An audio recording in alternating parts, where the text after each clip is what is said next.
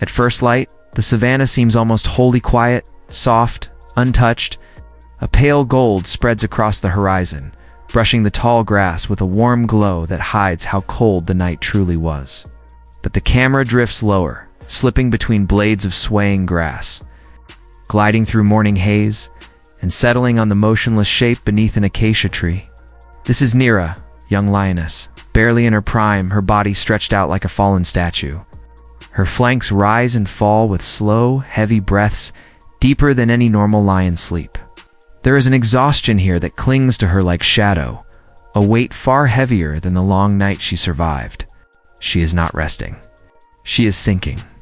And although the savannah looks peaceful, some faint tremor beneath the earth warns that the peace is about to break. The pride lies scattered nearby, sprawled in loose clusters beneath the thin shade of thorn trees. They groom lazily, half awake, but listening to the land in ways only seasoned predators can. Flies buzz around their ears.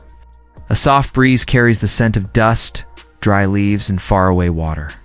Yet, beneath all that, the ground hums with a rhythm, slow but steady like a heartbeat pulsing through the soil. It is not loud. Not yet. But it is wrong for this hour. Wrong for this place. The older lionesses feel it through their paws before they hear anything. Their ears flick. Their heads rise, and in their eyes, a glint of unease sharpens the fading calm. Naira does not notice any of it. Her mind is wrapped in darkness, the kind that pulls even the strongest hunter into a deep, unreachable sleep. Last night's failed chase stripped the pride of energy, but Naira gave more than the others. She chased farther, held longer, pushed harder. Now her muscles are too sore to lift her head, her breaths too slow to carry her back to alertness. The camera moves closer, drifting over the delicate rise of her ribs, the dust clinging to her whiskers, the soft twitch of her ear. She looks peaceful, but the earth beneath her is changing. Far across the plains, dust begins to lift. At first, it is nothing more than a pale mist rising on the horizon. But as the sun climbs, the mist thickens, swirling like smoke. Through it, enormous silhouettes begin to form. Towering shapes that drift in and out of the haze like ancient spirits moving through a world older than lions themselves. With each step they take, the tremor grows stronger, rolling beneath the grass, shaking insects from their hiding places. The elephants are coming. A low rumble finally reaches the pride. The leader stands immediately, eyes narrowed, reading the land as though it is telling her a secret. She knows that sound. It is the voice of giants. Mothers with calves, bulls with heavy tusks, an entire herd moving with purpose, unstoppable and unaware of what lies ahead. They are calm for now, but elephants have been at peace, command the ground they walk on. And lions, no matter how proud, know better than to cross their path. One lioness nudges another, tails flick. Muscles tighten. Fear is not the word, but caution. Caution rules the wild. Quietly, the pride slips into the grass, their bodies vanishing into golden waves. They move with practiced silence, curving around the elephant's path, leaving only faint tracks behind. They know they must go. They know what happens to anything caught in the way of a herd with babies to protect. But when the leader looks back, one lioness is still lying under the acacia tree. Naira, the leader, growls softly, a warning carried on her breath, low and urgent. But Naira doesn't stir. Not even a twitch. The pride hesitates, torn by instinct and loyalty. Leaving a member behind is not cruelty out here, it is survival. And the elephants are getting closer. Much closer. Finally, instinct wins. The pride slips away, swallowed by the grass one by one, leaving Naira alone in her deep, dangerous sleep. The rumbling grows louder. Birds burst from the ground in panicked waves. The air thickens with dust, rising until the sun becomes a pale coin in a golden fog. The camera pulls wide as the elephants appear, fully massive bodies shifting in and out of view. Tusks gleaming, ears fanning dust into the air. Their steps fall like rolling thunder. The ground vibrates with each movement, stronger, closer. Unavoidable, still, Naira sleeps. Her paw twitches. Her eyelid trembles. But exhaustion holds its grip like a heavy hand, pressing her deeper into the earth. She is a predator, yes, but right now she is helpless, vulnerable, unaware that a fortress of living giants is closing in on her from all sides. A calf notices her first. Its young, curious eyes widen, and it lets out a startled cry. The matriarch reacts instantly, her massive head swinging, her trunk rising high as she spots the lioness lying in their path. She trumpets a blast so powerful it cuts through the rising dust.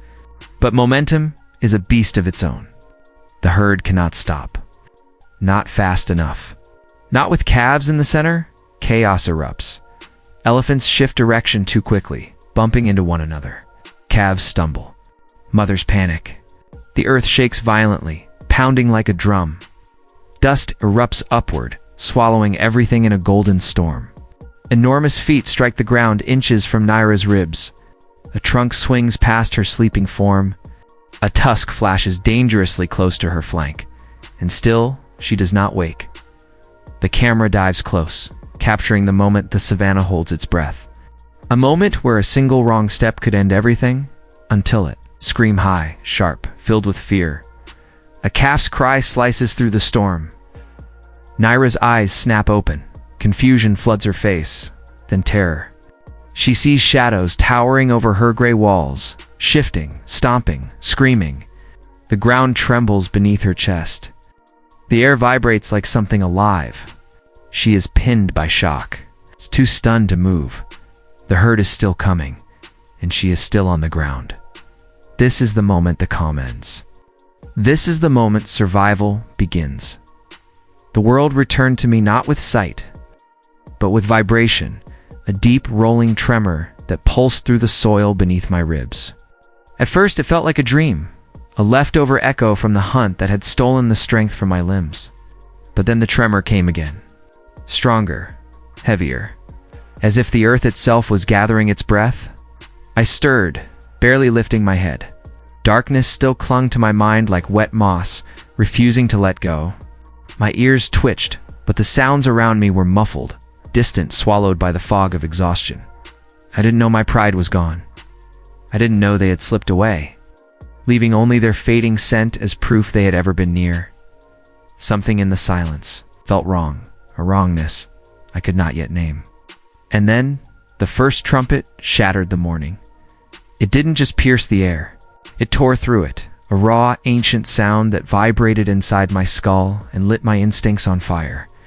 I jolted upright, but too slowly. Far too slowly. The haze in my head made the world tilt and blur, and in that swirling confusion I saw them. Shapes. Colossal shapes.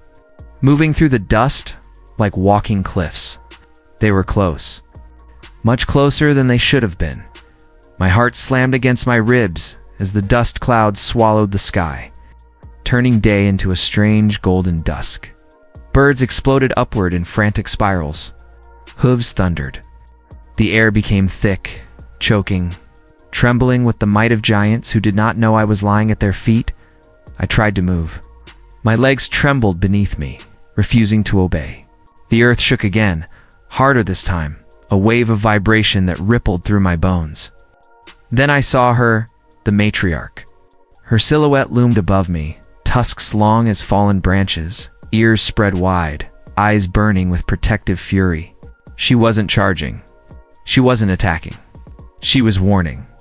But she was warning too late. The herd split in panic. Adults shoving calves toward safety, trumpets echoing like war cries across the plains. I was caught in the middle alone, disoriented lioness, overwhelmed by chaos from which there was no path, no direction, no escape. A calf stumbled toward me, bawling, its tiny feet skidding dangerously close. An adult crashed to the side, dust exploding around us as a massive foot slammed into the earth inches from my head. The sound was a volcanic crack, the kind that rattles every instinct to the surface. I tried to crawl away, but gravity felt heavier than ever before, as though the stampede had pinned the air itself to my body. Another trumpet, another shockwave, another thunderous step. My vision narrowed to a tunnel as I forced myself upright. Pain lanced through my flank, sharp burning, as a tusk grazed me. leaving a warm line of blood trickling across my ribs. The world spun. I staggered, gasping for air thick with dust and terror. Somewhere beyond the chaos, I heard the herd regrouping, closing ranks, moving on, but I didn't follow. I couldn't. I finally collapsed behind a fallen log, chest heaving, ears ringing with the ghost of the quake that had nearly crushed me. Only then, in that trembling quiet, did I smell it, or rather, did I not smell it. My pride, their scent had vanished. They had left before the herd arrived. They had escaped what I could not, and they had done it without me. And in the hollow, shaking silence that followed, the truth sank in like a thorn deep beneath the skin. I wasn't lost. I was abandoned. The savannah finally fell silent, but inside me, the thunder had not stopped. Every beat of my heart still rattled like distant hooves. Each breath a reminder of how close I had come to being erased beneath the feet of giants. When I limped away from the trampled grassland, the world felt strangely fragile, as if one more unexpected tremor might shatter it entirely. The scent of my pride was gone. Their warmth, their presence, their protection, gone. They had vanished like shadows pulled backward by the dawn, leaving only the cold truth clinging to the dust on my fur. I walked alone, each step painful, each memory sharper than the wound across my flank. Desertion is a strange kind of wound. It bleeds on the inside. I reached the river, not because I chose to, but because my body guided me there on instinct, searching for quietness, for water, for something still enough to soothe the riot within my mind. The river moved like a whisper, slow, deliberate, ancient. Its surface reflected the bruised sky above me, turning the world into a darker version of itself. I lowered myself onto the cool mud at the water's edge, letting the ache in my limbs untangle piece by piece. For the first time since waking beneath the giants, I let myself breathe. But peace does not last long in the wild. A soft, trembling cry drifted from the reeds behind me, high, unsteady, filled with the same confusion I had felt moments earlier. I froze. It wasn't the cry of a predator. It wasn't the cry of a bird. It was the cry of a calf, an elephant calf. My muscles tightened, but not with hunger. Something else, something unfamiliar. I turned slowly, and there it was, a tiny elephant, no taller than my shoulder, swaying on unsteady legs. Dust still clinging to its wrinkled skin. Its trunk curled weakly as it cried again, calling for a mother that had run in fear. Not knowing what she had left behind, the calf saw me, and in its wide, liquid eyes I saw something I did not expect. The same loneliness that lived inside me. I could have moved. I could have approached. I could have ended its life in a heartbeat, but I didn't. Instead, I stepped back, lowering my head, making myself smaller, quieter. I watched it tremble, watched it search the horizon with growing panic, and in the heavy silence that settled between us, something happened. Something the savannah rarely offers: understanding. A low rumble floated across the plains deep. Rolling, familiar. The calf perked up instantly, ears flaring, trunk lifting. The matriarch. She was coming back. Her shape broke through the shimmering heat. Massive and unstoppable. Her footsteps careful now, measured, deliberate. She saw the calf. Then she saw me. For a moment, the air thickened, charged with a quiet warning. I lowered my gaze, stepping farther from the calf, my posture open, yielding. And she understood. With a soft, trembling cry, the calf rushed toward her, burying itself beneath her massive body. The matriarch wrapped her trunk gently around it, checking every inch, ensuring it was whole. Then she lifted her head and looked at me, not with anger, but with something closer to acknowledgement. A brief, silent truce. I watched them leave, their silhouettes merging into the fading gold of the horizon. That small mercy, that fragile decision not to strike, settled into me like a stone dropped into deep water. I was alone, yes. I was abandoned, yes. But I was still something more than just a predator shaped by hunger and instinct. As twilight bled across the sky, I turned back toward the grasslands, toward whatever fate awaited me. The pride had left me behind, but the savannah had shown me its truth. Survival is not merely about strength. Sometimes it is about endurance. Sometimes it is about mercy. And sometimes it is about walking alone until the wild decides your next purpose. I stepped into the gathering darkness with new resolve. The river's whisper following me like a distant echo of the life I had chosen to spare. Night had begun to settle over the savannah like a heavy curtain, its fabric stitched with cold stars and distant winds. The world around me dimmed into long shapes and slow movements, leaving only the soft glow of the moon to follow me as I limped through the tall grass. My wounds throbbed with every step, but the ache was nothing compared to the hollow space left behind by the pride. Their scent had faded from my coat, washed away by fear, dust, and the long walk from the riverbank. I was no longer part of their circle. I was a shadow trailing behind a life that no longer belonged to me. As the darkness thickened, so did the memories. The thunder of elephant feet echoed inside my skull, louder in the quiet of night. I kept hearing the calf's cry, the mother's rumble, the way the river had reflected my trembling reflection back at me. All swirled together, fear, mercy, abandonment, until I couldn't tell where one feeling ended and the next began. I wasn't sure what had changed inside me, only that something had. I walked on, unsure of my place in a world that suddenly felt much bigger and far less forgiving. The wind shifted, carrying a faint scent that made me stop mid-stride. Smoke thin, distant, unsettling, it drifted over the plains like a quiet warning, threading itself through the grass and into my lungs. Fire in the savannah was rare this early in the dry season, too rare to ignore. I lifted my head, tasting the wind again. It wasn't the heavy smoke of a wildfire, nor the sharp smell of burning brush. This was colder, sharper, human fire. A slow dread crawled along my spine. Humans meant danger, not the loud, crashing danger of elephants, but the careful, deliberate danger that came in silence. Snares, pits, poisoned carcasses, steel traps hidden beneath leaves. A predator can sense these things the way a heart senses bad news, and I sensed it now. I moved cautiously, lowering my body as I neared the source of the smell. The grass grew shorter, drier, whispering against my legs like brittle fingers. The moonlight revealed something that made my breath catch, a series of deep impressions in the dust, not from hooves, not from paws, but from boots. Boot prints, fresh. I followed them, my steps slow and silent. The trail curved toward a cluster of bushes near a dried-out waterhole. Shadows flickered there, soft, fragile, wrong. I stepped closer, and the world seemed to tilt beneath me.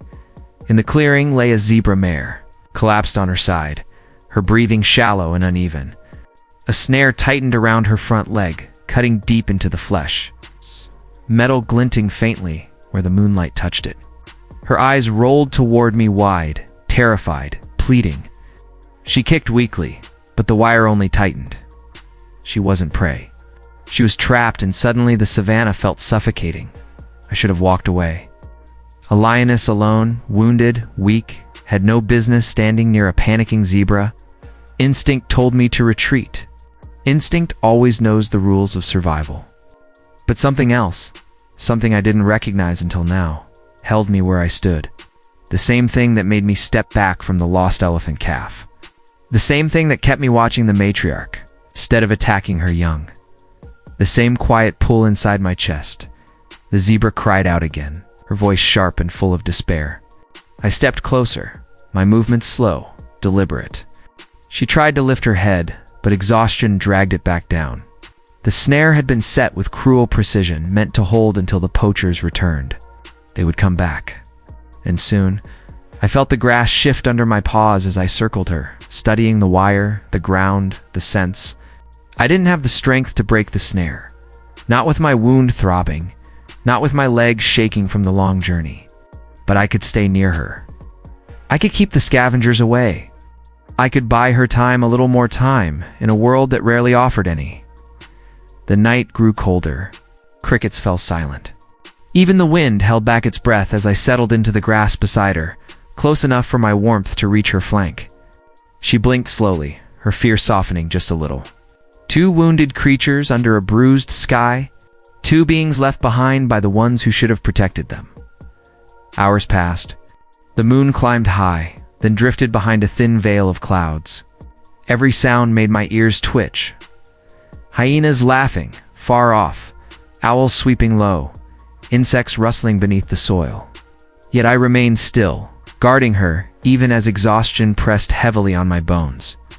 And then, just as the night began to thin into pale morning, I heard them soft footsteps, muffled voices, human silhouettes moving through the grass like silent hunters. My muscles tightened. My heart thudded painfully against my ribs. They were coming back to check the traps, and if they found both of us here, tangled in their circle of cruelty, neither of us would leave alive. The zebra's breathing quickened. Her eyes widened. She could sense it too. I rose to my feet, positioning myself between her and the direction of the approaching figures. Weak or not, wounded or not, alone or not, I would not let them reach her without facing me first. A low growl rumbled from deep within my chest, quiet but filled with warning. The grass ahead shifted. A flashlight beam cut through the darkness. A voice whispered, "Over here."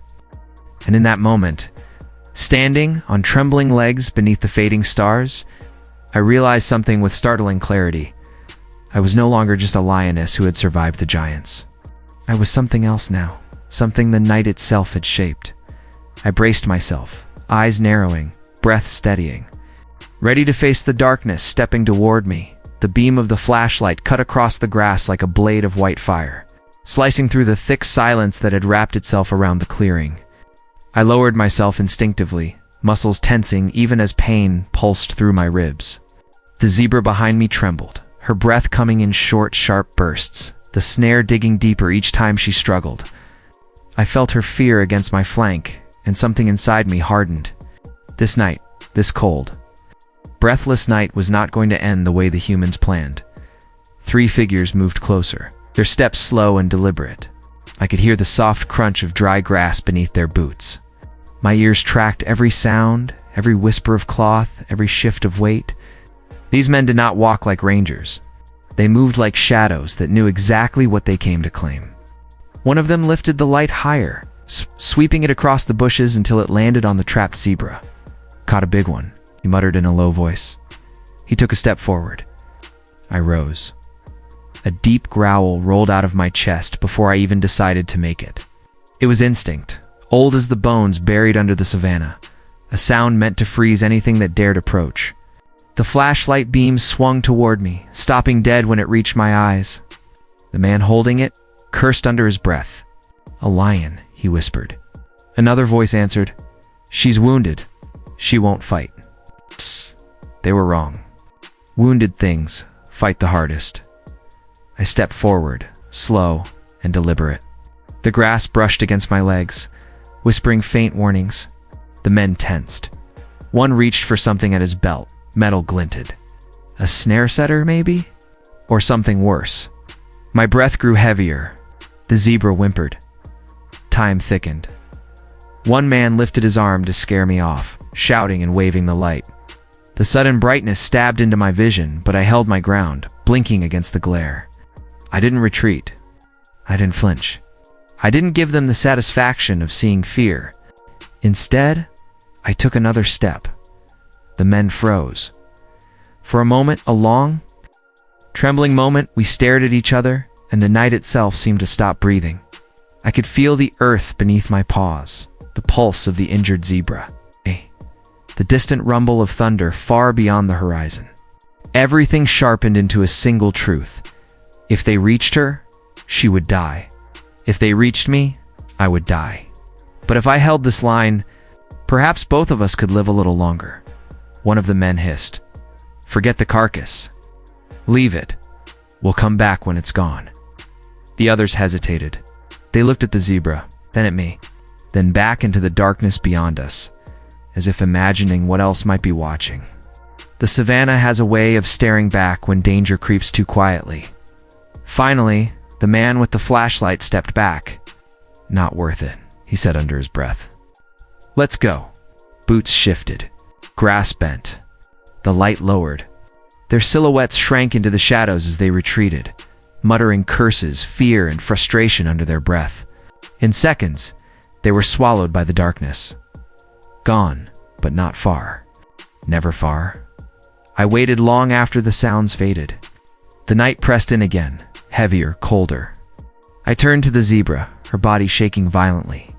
Her eyes glistened in the moonlight, eyes full of pain, exhaustion, and the faintest flicker of hope. I stepped closer, lowering my head near her flank. Her scent was sharp with fear, but there was something else too: trust. Fragile as morning dew, the tension in my body finally loosened. My growl softened into steady breaths. I lowered myself beside her again, resting my weight carefully on the uninjured side. She calmed slightly, her breaths easing, her ears twitching in small, tired motions. We were still alive. For now, that was enough. But dawn was coming, and dawn would bring scavengers. It would bring hyenas. It might even bring the men back. I lifted my head and scanned the horizon. A pale line of silver was beginning to touch the edges of the grasslands, the first hint of morning. Birds had not yet started singing, but the stillness was shifting, stretching its limbs before the world woke. I knew I couldn't break the snare. I knew I couldn't free her alone. But I also knew something else. The humans who set traps were not the only humans out here. There were others, ones who smelled of medicine and dust and long days spent trying to save the very creatures the darkness hunted. I raised my nose, tasting the wind. They're faint, but the scent of diesel, blended with the sharp, earthy smell of leather, and something chemical, something clean. Ranger's hope flickered. I nudged the zebra gently, urging her to stay still, to breathe slowly. She watched me with wide, trembling eyes. For the first time since the stampede, the panic inside me began to settle. The savannah might be a place of cruelty, but it was also a place of unexpected allies, creatures and humans alike. The first Jeep engine growled in the distance.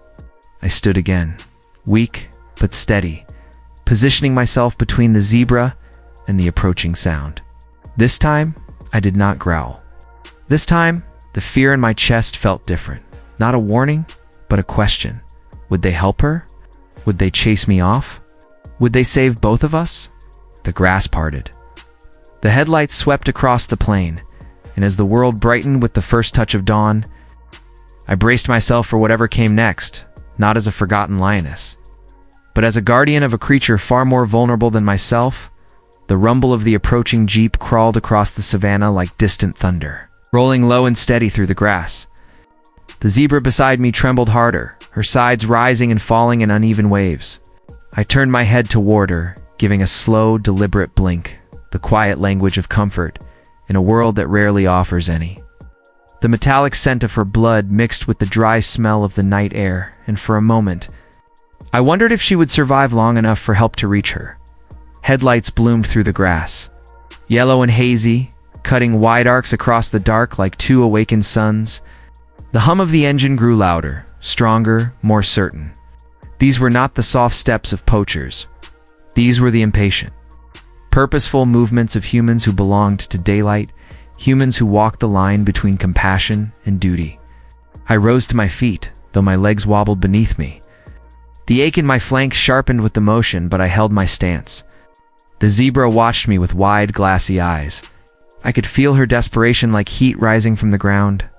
The Jeep slowed, stopped, idled. The doors creaked open. Rangers stepped out, 2 men and a woman, each moving with the tense awareness of those who know how dangerous the dark can become. One lifted a flashlight, but instead of sweeping it across the ground the way the poachers had, she kept it low, gentle, careful. Her eyes scanned the scene, widening when she spotted the trapped zebra. Then they widened again when they saw me standing guard. Easy. Easy. One ranger whispered, his voice low, almost respectful. My tail flicked, a slow warning. I didn't roar. I didn't charge. I simply stood between them and the wounded mare, the cold wind tugging at my mane, my breath drifting in pale clouds under the fading moonlight. She's not attacking, the woman murmured. No, another answered. She's protecting the zebra." Their voices were soft, surprised, uncertain. They had seen predators do strange things in the wild, but rarely this. Rarely a lioness, wounded and abandoned. Choosing to defend prey instead of finishing it, the woman stepped forward, raising her hand just slightly. "We're going to help her," she said gently. "You don't need to fight." She didn't know that her words reached me only through tone, not meaning. But tone in the savannah is everything. I lowered my head by an inch. Not surrender, not trust, just acknowledgement. "Proceed. But do not forget I am here." She nodded as if she understood. The rangers approached slowly, speaking softly to each other, laying out tools in the dust. Metal clicked, rope shifted, gloves tightened. I watched every move. The zebra tried to lift her head, but her strength gave out, and it fell back into the dirt with a weak thud. Then the woman knelt beside her, studying the snare. Her voice tightened. "Wire. Heavy gauge." "They weren't hunting to eat." "No," the older ranger answered. "They were hunting to profit." The night hummed with the unspoken weight of their discovery. One ranger stepped too close, his boots scraping the ground. Instinct surged inside me like fire. I growled low, deep, a warning rising from somewhere ancient within my bones. He froze immediately, raising his hands in apology. "She's scared," the woman whispered.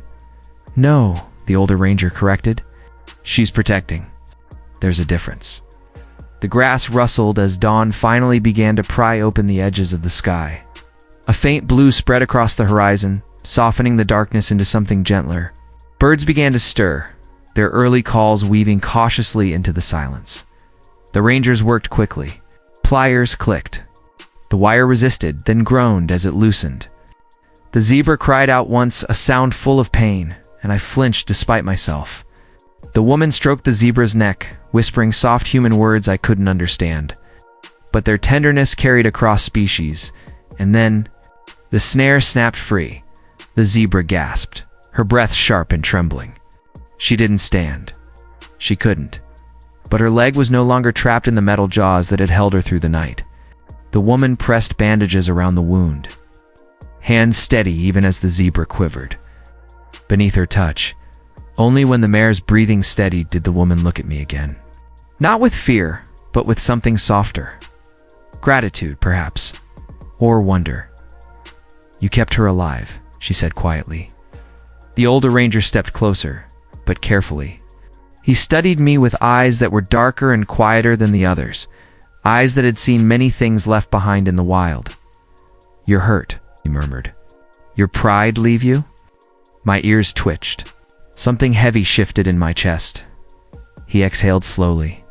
"Life is cruel out here, even to the strongest."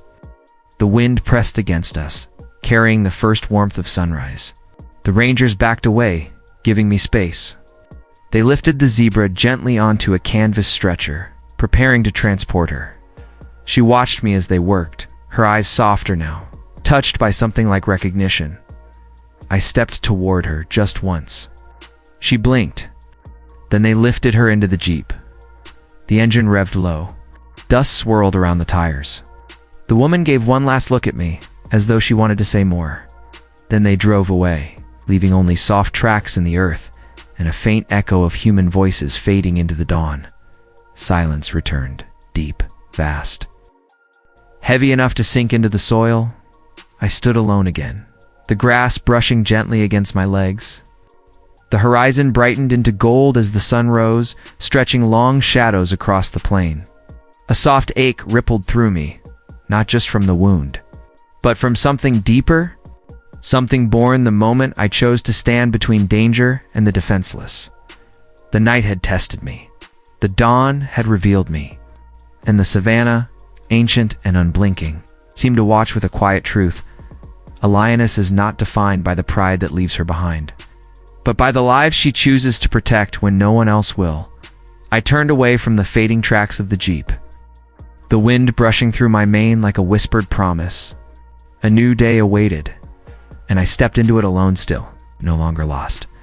Night had fallen like a weighted curtain, thick and unmoving, swallowing every color left in the savannah. Even the wind felt hesitant, brushing softly across the grass, as if afraid to disturb what lingered in the dark. I moved cautiously, each step sinking into the cool soil, my breath clouding faintly in the moonless air. Something was wrong, irreparably, unmistakably wrong. The earth itself felt tense, like it was holding a breath it had no intention of releasing. Ahead of me, the clearing opened into a silent, unnatural emptiness. Not a single cricket chirped. Not a single bird rustled in the canopy. It was as though the land had been abandoned by sound, except for the low rhythmic tremor pulsing beneath my feet. It wasn't footsteps. It wasn't thunder.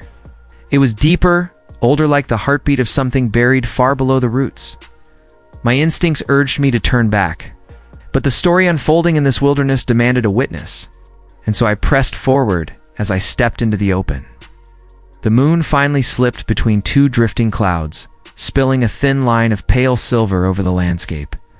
And that's when I saw Kaiwa, the lone matriarch, standing rigid at the center of the clearing.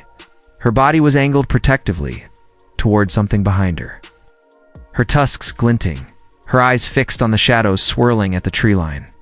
She wasn't breathing normally. She was bracing, waiting, listening. Then, from behind her, came a soft, trembling cry of the calf. In that instant, everything snapped into focus. The silence, the tremor, the tension, they weren't alone. Something else was here. Something watching. Something studying their every move. The calf whimpered again, nudging Kiwa's leg, seeking reassurance. But the matriarch didn't shift, didn't blink, didn't move a single muscle. She remained carved in stone, staring into the darkness like she could see what I couldn't. And then, I felt it, not a sound, not a movement, a presence, cold, patient, ancient.